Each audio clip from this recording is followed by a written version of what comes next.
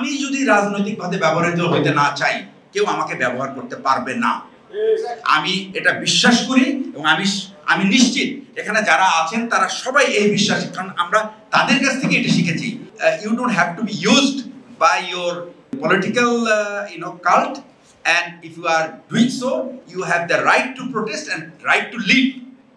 আমরা আসলে এই পরিস্থিতিটা দেখি নাই এবং এটা আমাদের কাছে খুব দুঃখজনক। প্রথমে আমি যে জিনিসটা বলতে চাই সেটা হচ্ছে যে এখানে একটা অভ্যুত্থান হলো বা একটা বিপ্লব হলো, যাই বলি না কেন, বিপ্লব বা অভ্যুত্থান, একটা ঝড় উঠলে, সুনামি উঠলে কোনো কিছু কিন্তু ঠিক থাকে না, সব এলোমেলো হয়ে যাওয়ার কথা। আপনি তাকিয়ে দেখেন, বাংলাদেশের কিছুই পরিবর্তন হয় নাই, শুধু মানুষগুলো পরিবর্তন হয়েছে। তাও কারা? উপরের মানুষগুলি। ভেতরের যে সিস্টেম, ওই সিস্টেম কিন্তু ঠিক আগের মতোই রয়ে গেছে। সুতরাং এই একটা বছরে আমি মনে করি যে আমাদের সবার দলগত ব্যর্থতা ছিল। যারা এই প্রশাসনের দায়িত্ব নিয়েছে তাদেরকে বাধ্য করা, এই পদ্ধতি পরিবর্তন করার জন্য তাদেরকে আমরা বাধ্য করতে পারি নাই। এটা আমাদের সবচেয়ে বড় ব্যর্থতা। তারপরে যেটা সশস্ত্র বাহিনীর ভাবনা, এটা আরো অসম্ভব হয়ে পড়ে, কারণ এর ভিতরে যে সমস্ত সংস্কার হওয়ার কথা। আমি তার আগে বলতে চাই যে সশস্ত্র বাহিনী এমন একটা সংগঠন ছিল। আমি যে সশস্ত্র বাহিনীতে জন্মগ্রহণ করেছি, আজ থেকে 1980 সালে আমি প্রথম সেনাবাহিনীতে যাই, তো সেটা অলমোস্ট 45 বছর আগের কথা। ওই বাহিনীকে আমি দেখেছি নিজেই নিজেকে কারেক্ট করে ফেলা, কারো অপেক্ষা সে করে নাই। তার ভিতরে যে ঘুম যেটা ধরে, যে পোকা ধরে, যে দূষিত পদার্থ থাকে, তাকে তারা নিজেরাই ফ্ল্যাশ আউট করে দেয়। আমার সাথে এখানে অনেক সশস্ত্র বাহিনীর সদস্যবৃন্দ আছেন। আমরা একসময় দেখেছি সশস্ত্র বাহিনীতে যদি কেউ দুর্নীতির কারণে কোনো সাজা পেত, একটা গ্যারিসনে ওই মানুষটা ছিল সম্পূর্ণ আলাদা অন্য সবার থেকে, এবং আমরা সবাই দেখতাম যে এই লোকটা দুর্নীতি করেছে। দ্যাট মিনস এটা তখন এটা ছিল একটা অপরাধ, শুধু নিজের অপরাধ না, একটা সামাজিক অপরাধ ছিল, এবং সামাজিকভাবে সে সাধারণত তাকে বয়কট করা হয়েছে। কিন্তু এখনকার কি অবস্থা? ঠিক উল্টো। এমন একটা বিপ্লব হলো যেখানে আমরা 3টা বাহিনী প্রধানকে পালিয়ে যেতে দেখলাম। আমি অন্যদের কথা বাদ দিলাম।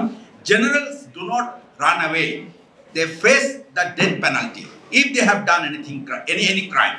তারা পালিয়ে যায় না, কিন্তু দুর্ভাগ্যজনক হলো ঠিক যে এই দেশ থেকে কিন্তু জেনারেলদের পালিয়ে যেতে হয়েছে। সুতরাং আমরা সেই সেনাবাহিনী চাই, যে সেনাবাহিনী জেনারেলরা কোনোদিন পালিয়ে যাবে না, তারা সামনে থেকে তাদের অপরাধ হলে অপরাধ স্বীকার করবে এবং সাজা পাবে। একটা প্রশ্ন স্যার বলেছেন রাজনৈতিক কর্মকাণ্ডের ব্যাপারে। আমি এই ব্যাপারটা আমি যদি রাজনৈতিকভাবে ব্যবহৃত হইতে না চাই, কেউ আমাকে ব্যবহার করতে পারবে না। আমি এটা বিশ্বাস করি এবং আমি নিশ্চিত এখানে যারা আছেন তারা সবাই এই বিশ্বাসী, কারণ আমরা তাদের কাছ থেকে এটা শিখেছি। That you don't have to be used by your political cult, and if you are doing so, you have the right to protest and right to live. আমরা আসলে এই পরিস্থিতিটা দেখি নাই এবং এটা আমাদের কাছে খুব দুঃখজনক।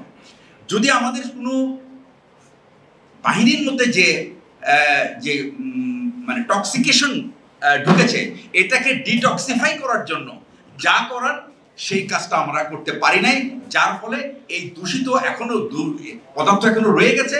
এটা যতক্ষণ পর্যন্ত দূর না হবে ততক্ষণ পর্যন্ত আমরা ভবিষ্যতের ভাবনা করতে পারবো না। সুতরাং we have to first purify ourselves and then only we can look for a brighter future. সশস্ত্র বাহিনীর সমালোচনা করা হয়, এটা আমি একজন প্রাক্তন সেনা সদস্য হিসেবে আমার খুবই খারাপ লাগে, কিন্তু দুর্ভাগ্য আমি এটার প্রতিবাদ করার ভাষা হারিয়ে ফেলেছি, কারণ এর জন্য দায়ী আমি নিজে। আমার কর্মকাণ্ড যদি বিতর্কিত না হয় তাহলে আমার কোনো সমালোচনা কখনো কেউ করতে পারবে না। ভালো কাজ করলে আলোচনা হবে, সমালোচনা হবে না, গালিগালাজ কেউ করবে না। আমরা ইতিপূর্বে কখনোই শুনি নাই সেনাবাহিনীকে কেউ গালি দিতে। আজকে দুর্ভাগ্যজনক হলো সত্য যে আমাদের যারা রাজনৈতিক নেতা নেতৃবৃন্দ আছেন, তরুণ হোক প্রবীণ হোক, বিশেষ করে তরুণরা, কারণ তারা হয়তোবা তারা যে আশা করেছিল আমাদের কাছ থেকে, আমরা যেভাবে প্রতিস্থাপিত হওয়ার কথা ছিল আমরা সেভাবে হই নাই, আমরা নিজেদেরকে সেভাবে উপস্থাপন করতে পারি নাই। আমরা আমাদের স্ট্যান্ডার্ড থেকে অনেক দূরে চলে গেছি, যার জন্য এই কথা শুনতে হচ্ছে। আমি মনে করি এখনো সময় আছে, আমরা যদি সবাই যারা স্পেশালি কর্মরত, তারা যদি নিজেদের মধ্যে সংকল্পবদ্ধ হন যে আমরা আমাদেরকে আর দূষিত পদার্থ হিসাবে সমাজের কাছে উপস্থাপিত হতে চাই না, তাহলে তারা এই সেনাবাহিনীকে এগিয়ে নিয়ে যেতে পারবে, সশস্ত্র বাহিনীকে এগিয়ে নিয়ে যেতে পারবে। আর সব শেষ কথাটা যেটা বলতে চাই সেটা হচ্ছে, এত কিছুর পিছনে কিন্তু একটাই কারণ, সেটা হলো অস্বচ্ছ নিয়োগ। আপনি যেখানেই যান সমাজের সব জায়গায় কিন্তু নিয়োগের অস্বচ্ছতার কারণে আপনি জবাবদিহিতা চান না, কারণ যাকে নিয়োগ করা হয় সে একটা পারপাস সার্ভ করার জন্য নিয়োগ হয়েছে। তাকিয়ে দেখেন আপনার সরকারের প্রতি যাদেরকে নিয়োগ দেওয়া হয়েছে, এখন আমরা সবাই বলছি এগুলি কি আনছে, এত কিছু করতে পারতেছে না। প্রশ্নটা হচ্ছে, যখন তাদেরকে নিয়োগ দেওয়া হয়েছিল কোনো কি স্ক্রুটিনি করা হয়েছিল? তারা সবাই শিক্ষিত, সম্মানিত, এবং কিন্তু দুর্ভাগ্যজনক হলেও সত্য, তারা কিন্তু সঠিক প্রশাসক না।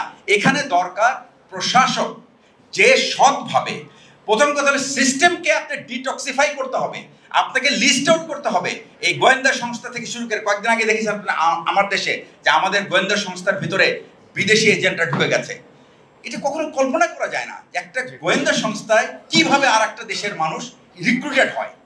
একটা দুইটা হতে পারে, বাট ইন মাসে এরকম হলে তো একটা গোয়েন্দা সংস্থা চলতে পারে না।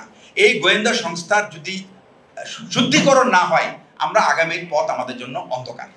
তো আমি বলবো যে সমস্ত বৈষম্য বা যে বৈষম্যর কারণে এই পুরো আন্দোলনটা হলো, সেই বৈষম্য হওয়ার প্রধান কারণ হলো অস্বচ্ছ নিয়োগ। এই নিয়োগ পদ্ধতিতে যদি আপনার স্বচ্ছতা আনতে পারেন, তাহলে জবাবদিহিতা আসবে, তাহলে আপনার সমস্ত সিস্টেম কাজ করবে। যদি আপনারা না করতে পারেন, তাহলে কোনো সিস্টেমে কাজ করবে না, এবং আগামী সশস্ত্র বাহিনীকেও আমরা সেই করুণ অবস্থায় দেখতে পাবো। সুতরাং সশস্ত্র বাহিনীকে যদি আমরা একটা আধুনিক করতে চাই, দেশপ্রেমিক করতে চাই, যেটা তাদের প্রধান কাজ, তাহলে তাদেরকে ভাবতে হবে যে তাদের চতুর্দিকে বন্ধু নাই, তাদের চতুর্দিকে পটেনশিয়াল শত্রু আছে, সম্ভাব্য শত্রু আছে। আমরা ক্যাডেট থেকে শুরু করেছি, আমরা একটা কাল্পনিক শত্রুকে চিন্তা করে আমরা আমাদের সবকিছু সাজিয়েছি। সেই কাল্পনিক শত্রুর ভিতরে আমরা চরিত্র ঢুকিয়েছি। এখন আমি গত 15 বছরে আমি হঠাৎ করে আমার কোনো শত্রু নাই, সবাই বন্ধু, তাহলে তো এই সেনাবাহিনী থাকার কোনো দরকার নাই। সুতরাং আপনার মনে রাখতে হবে যে দেশের স্বার্থ অলওয়েজ পার্মানেন্ট, আর বাকি সব কিছু কিন্তু টেম্পোরারি। সুতরাং আপনার দেশের স্বার্থকে চিন্তা করে সশস্ত্র বাহিনীকে সাজাতে হবে, and that's the only way. আমরা আমাদের ভবিষ্যতে যেটা হবে আপনাদের বাহিনী, এবং আপনারাই এই বাহিনীকে নজরে রাখবেন। যখনই সে ত্রুটি করবে, আপনারা আপনাদের মতো এই ত্রুটিটা সশস্ত্র বাহিনীকে জানাতে হবে, এবং তারা নিজেরাই তাদেরকে সঠিক করে ফেলতে পারবে। এই বক্তব্য রেখে আমি শেষ করছি। আসসালামু আলাইকুম। আপনাকে অনেক ধন্যবাদ।